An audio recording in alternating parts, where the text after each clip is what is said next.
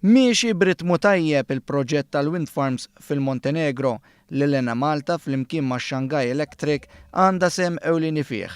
Fi żjara li għamel f'dan il-pajjiż Balkanu l-Ministru għall-Enerġija Joe Mizzi seta' jara bajnejh kif tehim bejn Elena Malta u l-kumpanija Ċiniża qed iħalli l-frott.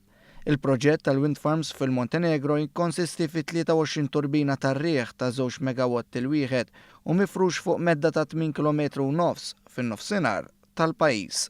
Dan il-proġett u stmat li se jqum 70 miljun euro. Waqt iż-żjara li jagħmel, Ministru Mizzi ra x-xogħol ta' preparamenti tal-bażijiet għal dawn it-turbini fuq is-sit u t-toroq li waslu għal dan il-proġett huma kważi lesti. Dan fil-waqt li t-turbini stess diġà bdew jinbnew fiċ-Ċina u mistennija jitilqu lejn is-sit lejn l-ewwel kwart tas-sena d-dieħla. Meta jitlesta l-proġett mistenni jipproduċi ma' 46 megawatt ta' enerġija nadifa.